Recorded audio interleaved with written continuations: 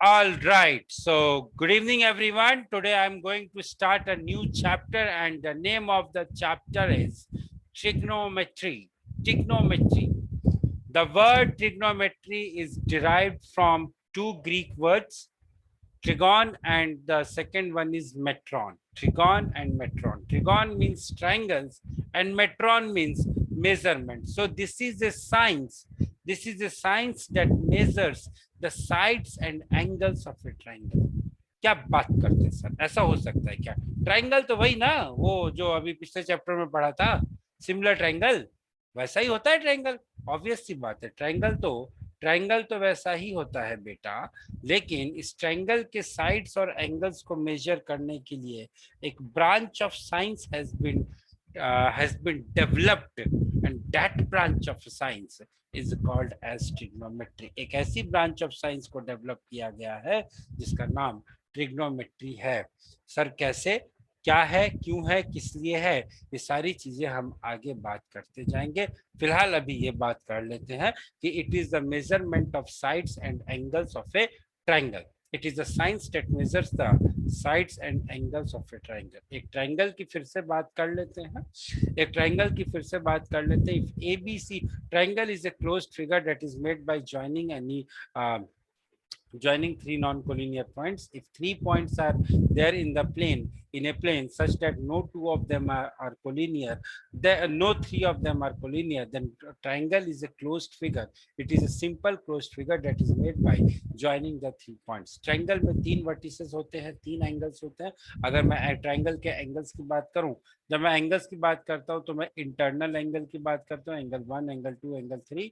So these angle 1 comma angle 2 and angle 3 are the interior angles of the triangle, are the angles of the triangle or are the interior angles of the triangle। Normally जब हम angles की बात करते हैं तो हम interior angles की ही बात करते हैं। इंटीरियर एंगल क्या होता है, एक्सटीरियर एंगल क्या होता है, ये सारी बातें हम लोग कर चुके हैं पहले। प्लस दूसरी चीज ये, इस ट्राइंगल में तीन वर्टेक्स होंगे। कौन कौन से वर्टेक्स होंगे sir? A, B, C are the three vertices. Side sir तीन होंगे। कौन कौन से साइड्स होंगे sir? AB, BC, CA will be the sides। तो इस ट्राइंगल में तीन वर्टिसेस होंगे, इस ट्राइंगल में तीन साइड्स होंगे। ये सारी बातें हम जानते हैं, ठीक। कई टाइप के ट्राइंगल्स होते हैं, right angle triangle, scalene triangle, equilateral triangle. अभी तक फिलहाल हम लोगों ने तीन टाइप के ट्राइंगल, हम लोगों ने बेसिकली 6 टाइप के ट्राइंगल्स पढ़े थे। एक पढ़ा था हम लोगों ने आइसोसेलेस ट्राइंगल, एक हमने सबसे पहले हमने पढ़ा था स्केलिन ट्राइंगल। स्केलिन ट्राइंगल वो ट्राइंगल होता है जिसके तीनों साइड्स इक्वल नहीं होते हैं। फिर हम लोगों ने पढ़ा था आइसोसेलेस ट्राइंगल। आइसोसेलेस ट्राइंगल वो ट्राइंगल होता है जिसके दो साइड्स इक्वल होते हैं। तीसरा हमने पढ़ा था equilateral triangle. Sir equilateral triangle वो ट्राइंगल होता है जिसके तीनों साइड्स इक्वल होते हैं। This was the classification on the basis of side. उसके बाद हम एक और क्लासिफिकेशन की बात करते हैं, that was on the basis of angle. अगर एंगल के बेसिस पे क्लासिफिकेशन की बात करें तो I'm having three type of triangles. One was acute angle triangle। acute angle triangle means in which all the angles are acute। acute angle कौन सा होता है? acute angles are the angles that are between 0 and 90 degree। next is right angle triangle in which one of the angle is 90 degree, and the next one is obtuse angle triangle। obtuse angle triangle वो triangle होता है जिसमें only one of the angle is more than 90 degree। एक से ज्यादा angle 90 degree से ज्यादा नहीं हो सकता। अगर एक से ज्यादा एंगल 90 डिग्री से ज्यादा हुआ तो वो ट्राइंगल नहीं रहेगा, वो कुछ और बन जाएगा। क्या बनेगा पता नहीं, देखी जाएगी जब कंडीशन आएगा तो। तीसरी प्रॉपर्टी जो ट्राइंगल की जो हमें जानना है वो ये जानना है, the sum of all the three angles of a triangle is what is the sum of all three angles of a triangle? यार 180 डिग्री। 180 डिग्री यार, इतना इतना शर्मा क्यों रहे हो 180 डिग्री बोलने में? क्या हुआ, बहुत छोटे बच्चों की का सवाल पूछ लिया क्या? The sum of all the three angles of a triangle is 180 degree. तो ये जो इसके बाद अपन आगे बढ़ते हैं।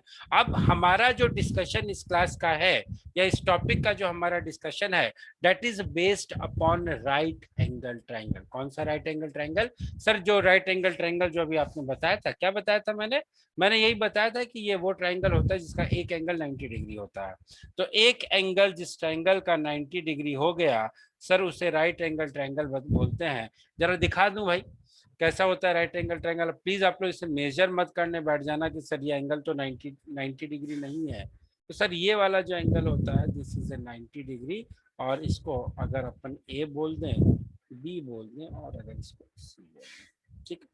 तो ये जो होता है ये एक राइट एंगल ट्रायंगल होता है। अब आगे बढ़ते, यहाँ तक ये तो हमें जानना जरूरी था, ठीक। अब इस राइट एंगल ट्रायंगल में हम कुछ चीजों को डिफाइन करते हैं based upon our needs and our requirement. क्या डिफाइन करते हैं सर, जरा देखें। देखो भाई, ये एक राइट एंगल ट्रायंगल था, ठीक है। अब इस राइट एंगल ट्रायंगल में हमने सबसे पहले हम तीन चीजों को डिफाइन करेंगे। पहला जो हम डिफाइन करेंगे that is called as hypotenuse, HYPOTENUSE।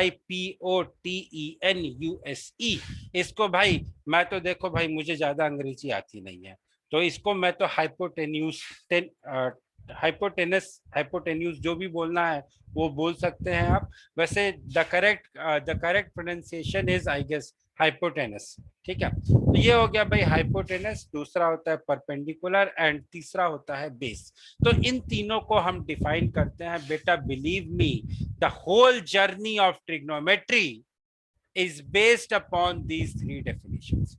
तो ये जो अपना राइट एंगल ट्रायंगल है, क्या ये right angle triangle triangle ABC सभी लोगों को दिख रहा है? बोलो हाँ या ना।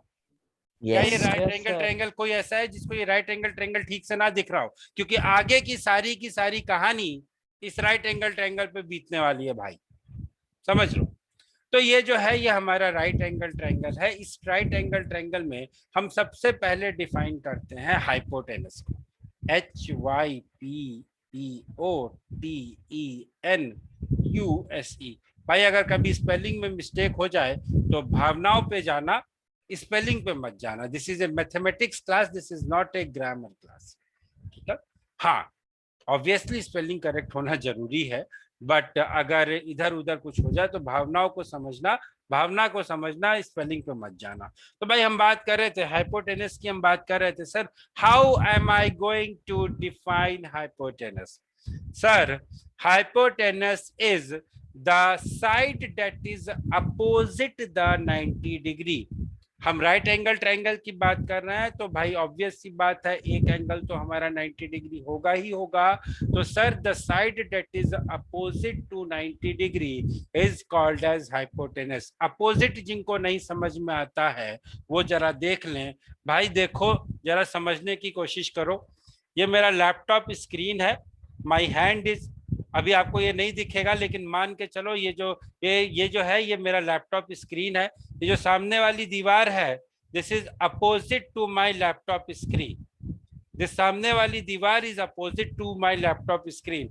आप जिस कमरे में बैठे हो, मान लो आपके टेबल के सामने जो दरवाजा है कमरे में एंट्री लेने का, दैट दरवाजा is opposite to your table.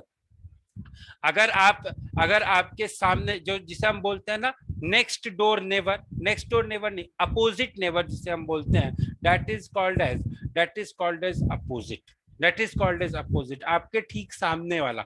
Hindi में हम लोग एक वर्ड यूज करते हैं सामने वाली आंटी या सामने वाले अंकल, ऐसा करके यूज करते हैं ना। तो the person whose door is facing your door that is called as सामने वाला। अगर if I can show you, can you see this, क्या आप लोगों को ये सामने गैलरी दिख रही है? से यस और नो? Yes sir. उस गैलरी में आपको दो कमरे दिख रहे होंगे, एक कमरे की लाइट बाहर आ रही है, उसके सामने एक कमरा होगा। The two rooms are opposite to each other.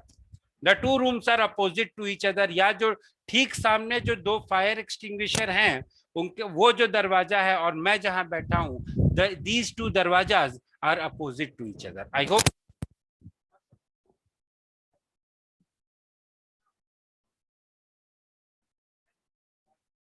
Sir आपकी आवाज नहीं आ रही है।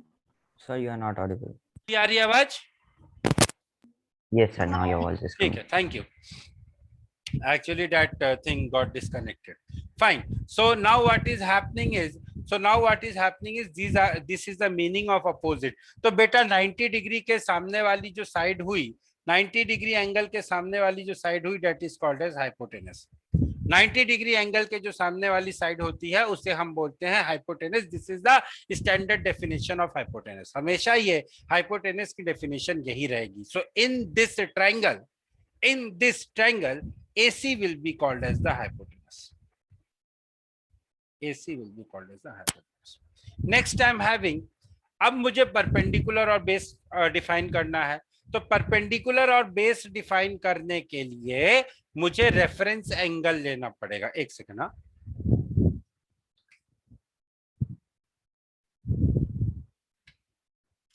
परपेंडिकुलर और बेस डिफाइन करने के लिए मुझे रेफरेंस एंगल लेना पड़ेगा.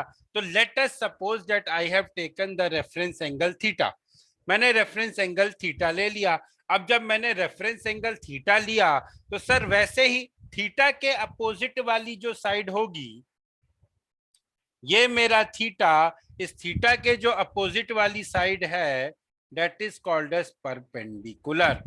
थीटा के अपोजिट वाली साइड को हम बोलते हैं परपेंडिकुलर. तो इस ट्रायंगल में जहां पे angle C has been taken as theta, तो जो मेरा परपेंडिकुलर हो जाएगा, my perpendicular will B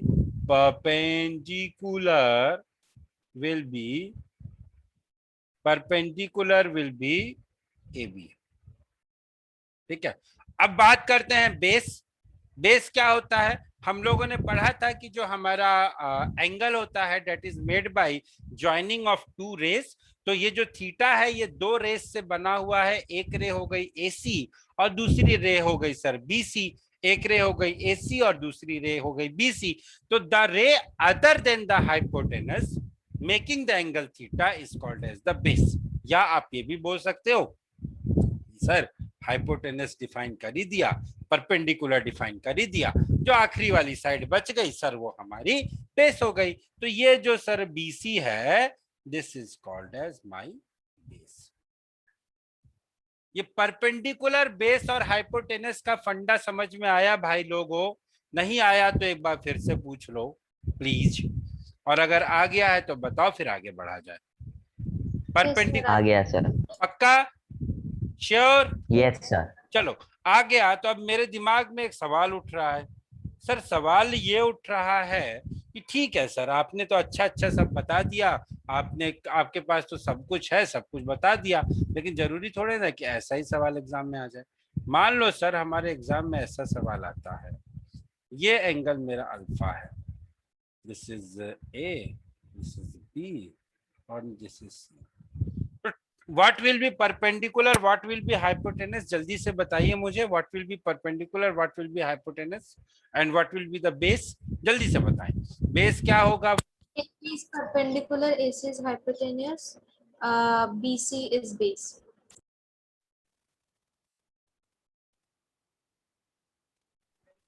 So your voice went again. Alpha. What is the base? What is the perpendicular? What is the hypotenuse? Please tell me. So may I, sir? No, wait. आप लोग को आता है यार, आप लोग को आता है. Please let me ask somebody else. Parmar ji, perpendicular क्या होगा, बेस क्या होगा, हाइपोटेनस क्या होगा दूसरे केस में? जल्दी बताइए. सर परपेंडिकुलर BC होगा. परपेंडिकुलर BC होगा. अच्छा, और सर फिर AC हाइपोटेन्यूस और AB वो base. Perpendicular is BC, perpendicular base is AB, base is AB, perpendicular is BC, perpendicular is BC, and hypotenuse is AC. Hypotenuse is AC. Very good, sir. Thank you, sir. So this is the thing. Base is AB, perpendicular is BC, and the hypotenuse is AC. जिनका जवाब गलत हो वो भी ये चीज देख सकता है कि this is the thing. अब जब इतना हो गया तब अब आगे बढ़ते हैं. अब आगे बढ़ते हैं और आगे की चीजों को डिस्कस करने की कोशिश करते हैं. चलिए सर, अब हम कुछ रेशियोज डिफाइन करने जा रहे हैं. क्या डिफाइन करने जा रहे हैं? रेशियो. ठीक है. रेशियो, पहला जो रेशियो लिया सर मैंने, for this reference angle theta, the first ratio that I have defined is the ratio of perpendicular upon hypotenuse.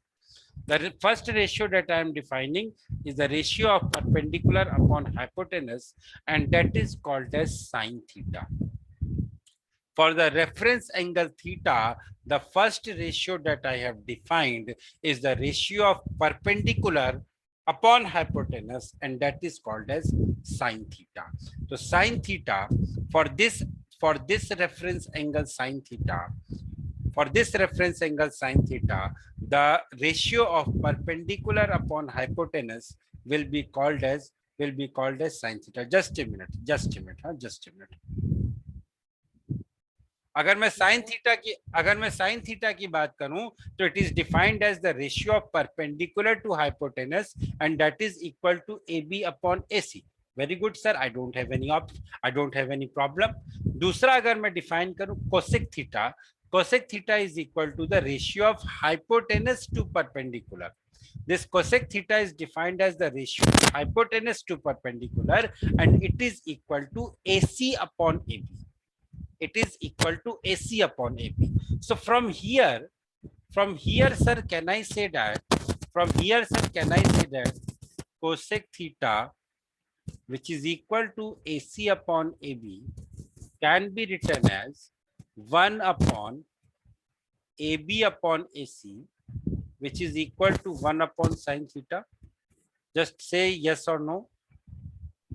Yes, Yes. sir. Can I write cosec theta is equal to 1 upon sine theta? चलो, Yes. उसके बाद आगे बात करते हैं cos theta की. Cos theta was defined as ratio of base upon hypotenuse. Cos theta was defined as ratio of base upon hypotenuse. Just keep on noting this. I will use this in the next slide. Cos theta was defined as ratio of base upon hypotenuse. So this was equal to BC upon AC. This was equal to BC upon AC. Similarly, sir, sec theta was defined as the ratio of hypotenuse to base, that is equal to AC upon BC. ठीक है. अब मेरा एक सवाल सुनो. अब मेरा एक जो मैं बोल रहा हूं वो सुनो. My dear friends, can I write?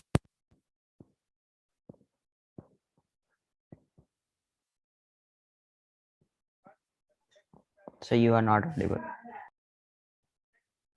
Defined as AC upon BC, can I write it as 1 upon BC upon AC, which is equal to 1 upon cos theta?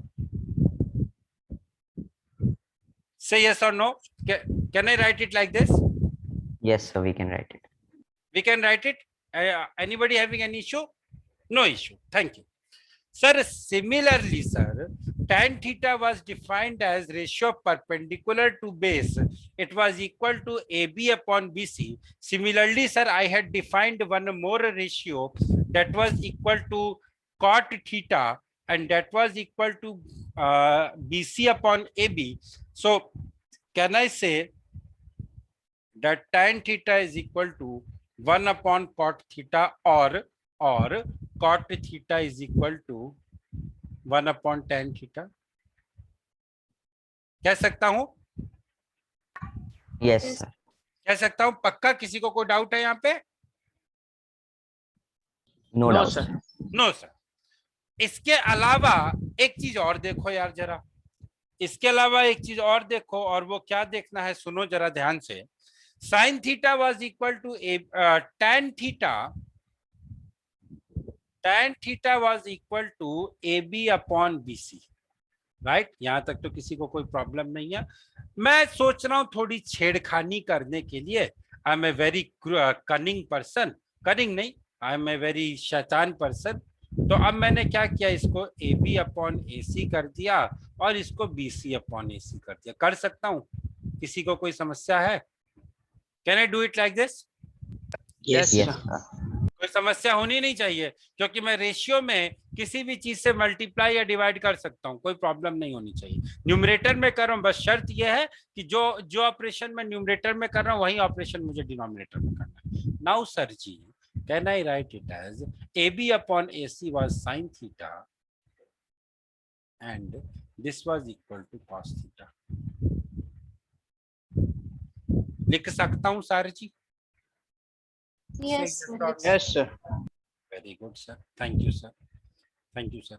Sir, can I also write this ratio as? Can I also write this ratio as cosec theta divided by cosec theta? Just think and tell. Can I write tan theta as sec theta divided by cosec theta?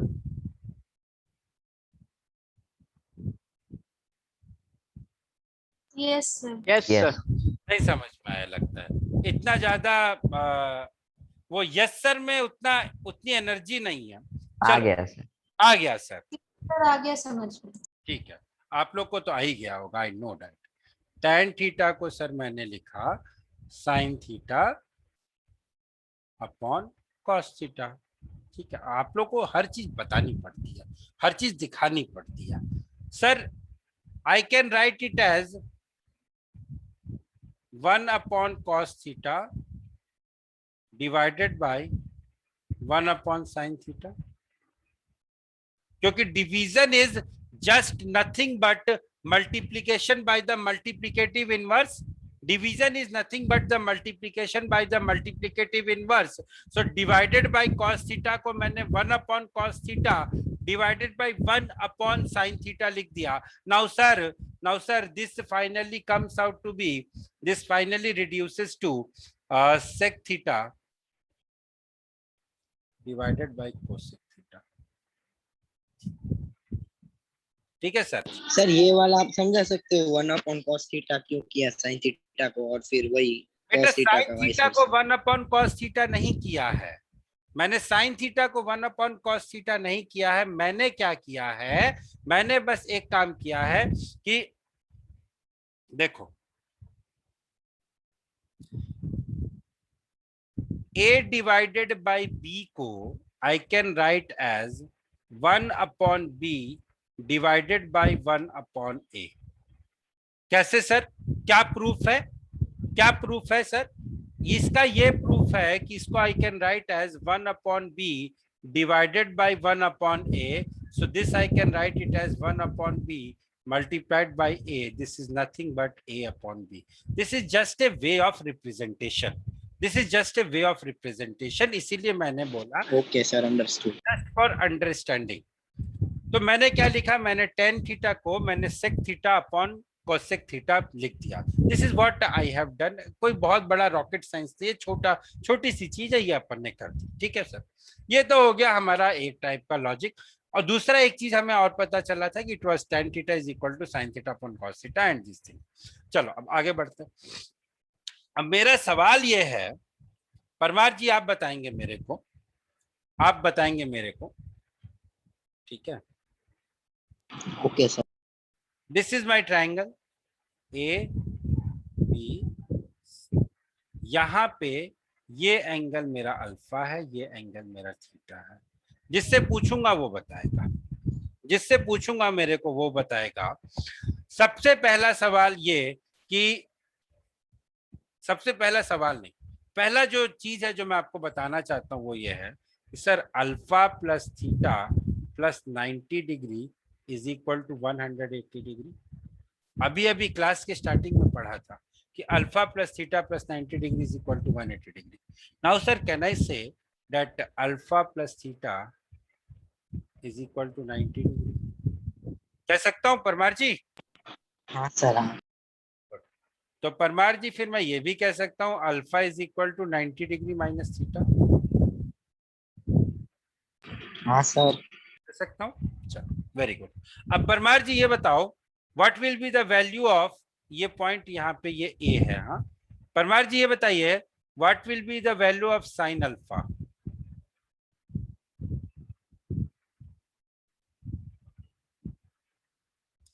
इस triangle में sine alpha क्या होगा? Base upon perpendicular upon hypotenuse का आपको ratio बताना है। Alpha के respect में परपेंडिकुलर क्या होगा और हाइपोटेनस क्या होगा, जल्दी बताइए सर। मतलब अगर अल्फा के रिस्पेक्ट में करेंगे तो फिर परपेंडिकुलर तो बीसी होगा और हाइपोटेनियस एसी होगा, वैसे ही ना? हाँ ऐसे और ही, फिर उनको कैलकुलेट एकदम ऐसे, बस इतना ही बताना है और कुछ नहीं बताना है। साइन अल्फा कितना होगा Parmar ji? BC upon AC? हाँ सर, हाँ पक्का? हाँ सर, वही होगा। हाँ, बीसी भाई, अपॉन एसी। भाई किसी को परमार जी के डाउट जवाब पे डाउट हो तो प्लीज पूछ लो भाई। परमार जी बोल रहे हैं कि sine alpha will be equal to BC upon AC. Anybody who is having any doubt? Anybody? No sir. No sir, very good, sir और कॉस अल्फा होगा जल्दी ए बताइए। बी अपॉन, हाँ sir, A B upon AC होगा cos A B alpha, upon AC, मतलब हाँ cos alpha. ठीक हाँ, है सर। और टेन अल्फा क्या होगा सर? वो होगा sir A B C upon वो A B. BC upon A B. अब जरा 2 मिनट पहले के डिस्कशन में जाओ, पिछली स्लाइड पे जो डिस्कशन किया था, बीसी अपॉन एसी कितना था? BC upon AC with respect to angle theta, what was that?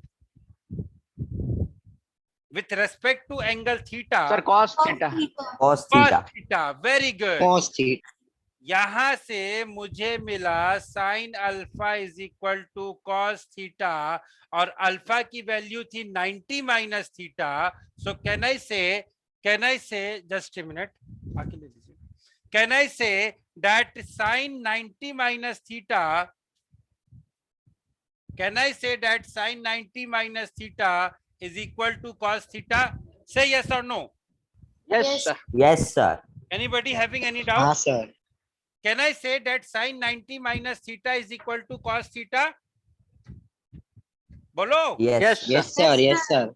Can I say cos of 90 minus theta is equal to sin theta? Yes sir. Can I say tan 90 minus theta? Oh, sorry. Tan 90 minus theta is equal to क्या था? Cot theta? Yes tan sir. Yes, sir. 90 minus theta is equal to cot theta. क्या इसमें किसी भी बालक को कोई भी संदेह है? Anybody having any doubt in this whatever No. we have learned? Please ask. Sir वो लास्ट वाले में संदेह है। वो लास्ट समझ नहीं वाले आया में सर। संदेह है? जरा देखिए हाँ। tan अल्फा की वैल्यू क्या आई है आपकी परमार जी? एक मिनट, लास्ट वाले में संदेह सर कहाँ पे? बेटा इस ट्रायंगल में tan अल्फा की वैल्यू क्या होगी? सर टेन अल्फा की A B C upon A. BC upon AB। और यहाँ देखिए जरा, आई बी। यहाँ देखिए जरा, BC अपॉन AB क्या था? कॉट थीटा था। ओके, हाँ सर, वैसे है। समझ वही गया। तो बोल रहा हूँ यार इतनी देर से, वही तो बोल रहा अरे हूँ। नहीं सर, वो ये साइन कॉस वाला समझ आ गया, फिर टेन में कंफ्यूजन हो गया था इसीलिए। परमार जी ऐसे कंफ्यूज करोगे तो कैसे काम चलेगा यार? अच्छा ठीक है, चलो कोई बात नहीं, अच्छी बात। अभी कंफ्यूजन दूर हो गया, अभी कंफ्यूजन हाँ दूर हो सर। गया।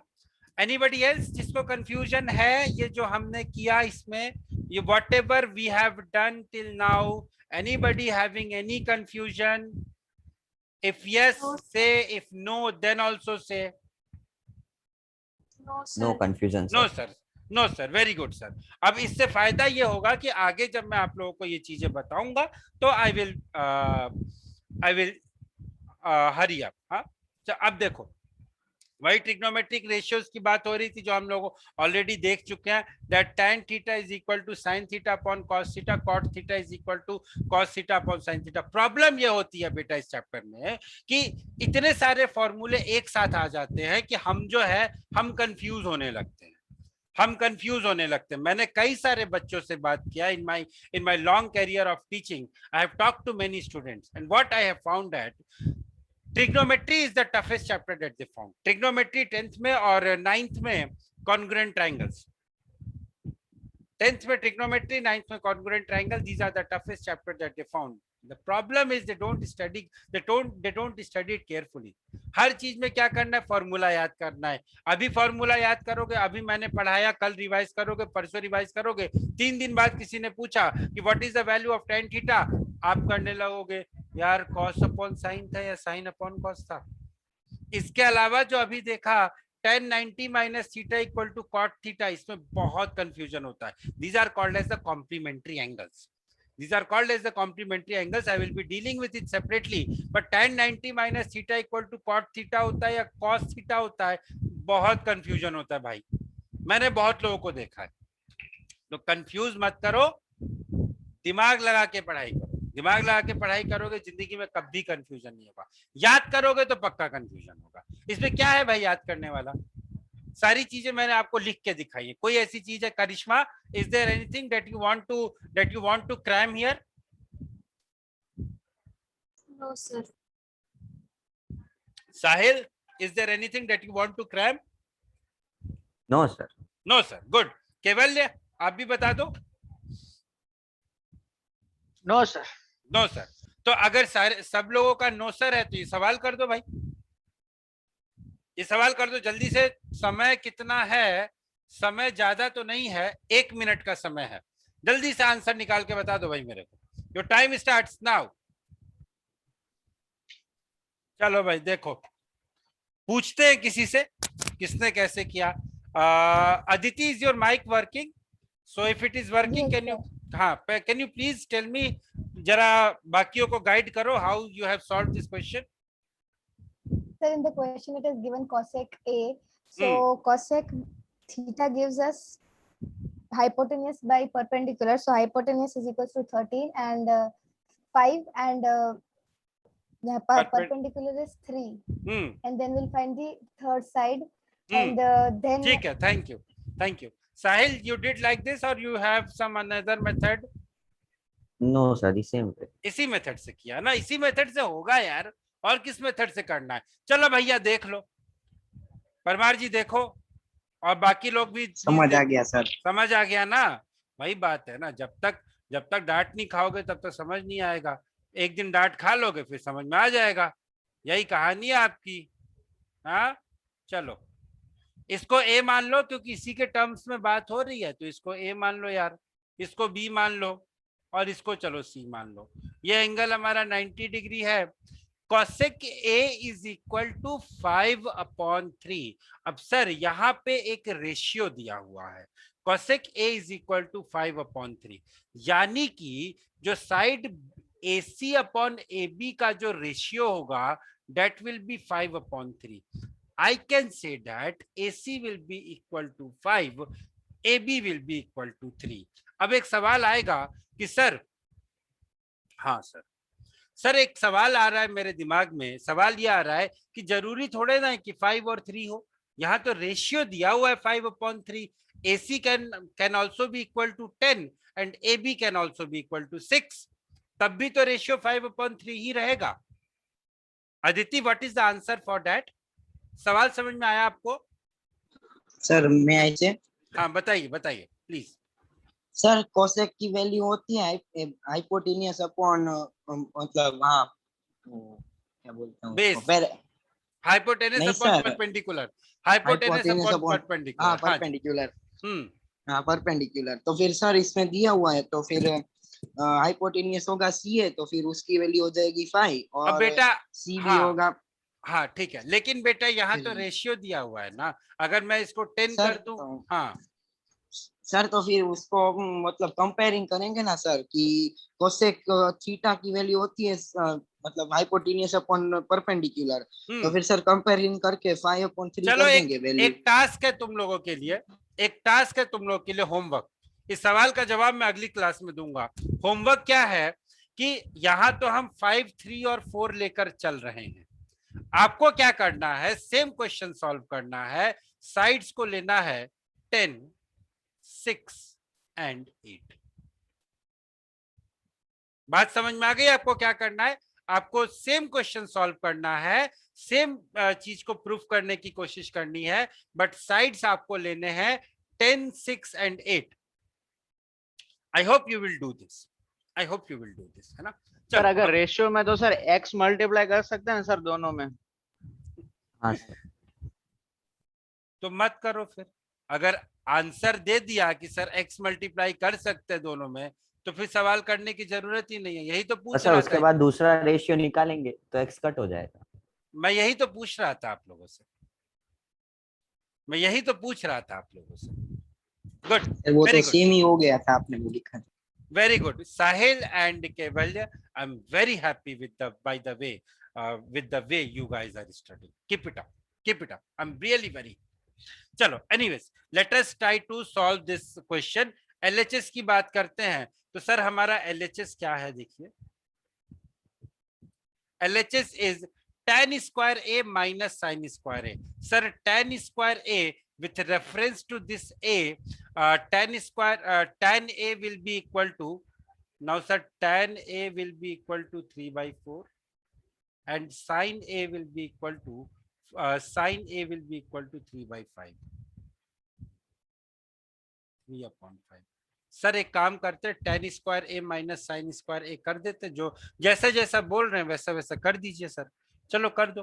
तो this will be 3 square upon 4 square minus 3 square upon 5 square.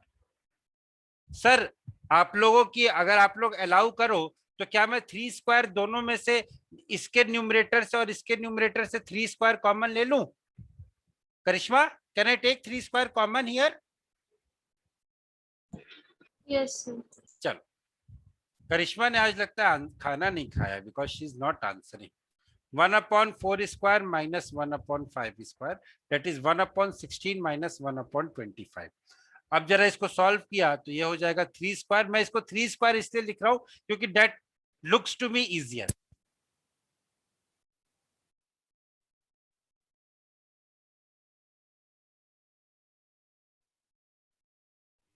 So you are not audible.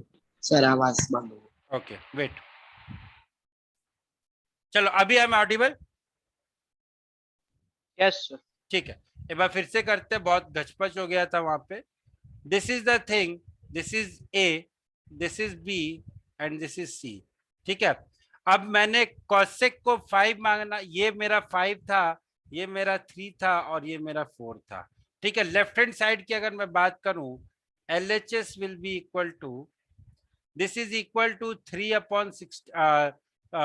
square upon 16 minus sin square is again 3 square upon 25. So this will be equal to 9/16 minus 9/25. इसको solve करेंगे, this will be equal to 9 multiplied by 25 minus of 9 multiplied by 16 divided by 16 into 25. Finally, it will be 9 multiplied by 25 minus 16 upon 16 into 25. ठीक है sir? ठीक है sir, पक्का यहां तक सारी चीजें ठीक है? कोई दिक्कत तो नहीं है किसी को? कोई दिक्कत तो नहीं है? सर बीच में आप स्टिक हो गए थे, मतलब आपका सब कुछ। बेटा मैंने ये बोला था, सर आपकी आवाज वापस चली गई। मैंने ये बोला 9 multiplied by 25 minus 9 multiplied by 16 divided by 16 into 25। फिर मैंने क्या किया, 9 को कॉमन ले लिया, मुझे मिला 25 minus 16 upon 16 into 25। तो ये हो जाएगा basically 9 into 9 divided by 16 into 25। क्या ये बात समझ में आ गई सभी लोगों को? से यस और no? Yes sir. Yes sir. अब बेटा एक बात बताओ, ये जो ट्रायंगल था हमारा, इस ट्रायंगल में अगर मैं देखूं तो व्हाट इज द, सॉरी, अब मुझे लेफ्ट हैंड साइड को जो प्रूफ करना, राइट हैंड साइड जो मुझे प्रूफ करना है, that is sine raise to the power 4a upon multiplied by sec square a। अब मैं क्या करूंगा, लेफ्ट इसको, ये जो 9 into 9 upon 25 है, बेसिकली मैं इसे sine raise to the power 4a multiplied by sec square a के टर्म्स में एक्सप्रेस करने की कोशिश करूंगा। देखते हैं होता है कि नहीं होता है। भाई sine a was I know that sine a की वैल्यू है 3/5। तो sine raise to the power 4a, sin raised to the power 4a will be equal to 3 raised to the power 4 multiplied by 5 raised to the power 4. Is it okay? Is it okay? Say yes or no. Yes sir. Yes sir. तो now what I will do, यहाँ पे देखो ये लिखा हुआ है 3 square, ये भी लिखा हुआ है 3 स्क्वायर। तो 3 रेज़ टू द पावर 4 तो मुझे मिल गया, डिनोमिनेटर में मुझे चाहिए 5 रेज़ टू द पावर 4। तो मैंने क्या किया, 5 स्क्वायर से, 5 स्क्वायर तो मेरे पास ऑलरेडी है, एक जो 5 स्क्वायर नहीं था, इससे मैंने इसको मल्टीप्लाई कर दिया और 5 स्क्वायर से डिवाइड कर दिया, और 16 से मैंने 16 जो मेरा था उसको मैंने वैसे का वैसे ही लिख दिया। क्या मैं ये कर सकता हूं? क्या मैं ये कर सकता हूं? Yes Yes, sir. पक्का? Yes. अब मैंने क्या किया? Yes. अब मैंने इसको ऐसे लिखा, 3/5 रेज टू द पावर 4। एक मिनट रुक जाओ, अपने अपने चेहरे को कहीं और शिफ्ट करने दो। 3/5 raise to the power 4 multiplied by 5/4 whole square. Can I write it like this? 3/5 raised to the power 4 multiplied by 5/4 whole square. Yes, sir. Pakka? Yes, sir. Sure? Yes, sir. So, sir, can I write it as sine raised to the power 4? Sine raised to the power 4 multiplied by sec square A. Because sec A was 5/4. So 5/4 whole square will be equal to sec square A. और ये जो 3/5 whole raised to the power 4 था, that was sine raised to the power 4A. So this is equal to sine raised to the power 4A multiplied by sec square A. Is it clear? Yes, sir. Yes, sir. पक्का? किसी को कोई doubt है तो पूछ लो भाई। Sir मुझे एक डाउट है हाँ बोलिए बोलिए बोलिए बोलिए। Sir, can we write sine A plus sine B as sine A plus B? रुक जाओ, अभी रुक जाओ, अभी उसके उस तक मत पहुंचो। अभी यहाँ जो डाउट है उसकी बात करो। अभी यहाँ जो डाउट है उसकी बात करो, उसके बारे में मैं बात करूंगा। क्यों चिंता कर रहे हो? उसके बारे में मैं बात करूंगा, अभी क्यों चिंता कर रहे हो? यहाँ पे किसी को कोई डाउट है भाई, पूछ लो एक बार फिर से। नहीं है कोई doubt? I am moving ahead. I am moving नहीं अहेड। Sir, no doubt. ठीक है, अब प्लीज मत पूछना, otherwise it will be very difficult for me to write everything again. चलो, अब आपके दोस्त ने एक सवाल पूछा है, और वो ये पूछा है कि sir sine A plus sine B को मैं क्या sine of A plus B लिख सकता हूं? सबसे पहले इस चीज को बताने से पहले दोस्त, मैं आपको एक चीज बता दूं, this sine A is not equal to sine multiplied by A. आपने क्या किया? आपने यहाँ पे क्या किया? आपने बोला कि sir sine A plus sine B, यहां से मैं क्या करूंगा, साइन कॉमन ले लूंगा और उसके बाद मैं a प्लस बी लिख दूंगा। This is absolutely wrong. And try your head little bit बेटा, try your head little bit. This sine a was defined as the ratio. This sin a was defined as the ratio of perpendicular to hypotenuse. Similarly, this sin b will also be a ratio of perpendicular to hypotenuse. And if you are talking about this, यहाँ पे a plus b तो कुछ है ही नहीं। I will tell you a plus b, आगे जाके मैं आपको बताऊंगा कि a plus b क्या होगा। In this case, this a plus b will be equal to 90 degree. तो sin 90 डिग्री की वैल्यू होती है 1, और यहाँ पे BC upon AB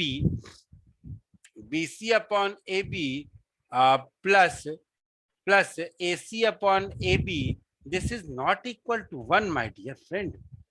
This is not equal to 1. That is why this question that you said, that sir, is sine A plus sine B is equal to sine of A plus B, this is absolutely incorrect. But yes, it was. Sir बोलिए। Sir ये जो होते हैं वो सब वो कोई ये ट्रिग्नोमेट्रिक टेबल की कोई वैल्यू में से ही लेना होता है ना इन सब के आंसर? वो मतलब साइन ए दिया हुआ है तो फिर उसका आंसर क्या आएगा डिग्री में से? क्या? मैं समझा नहीं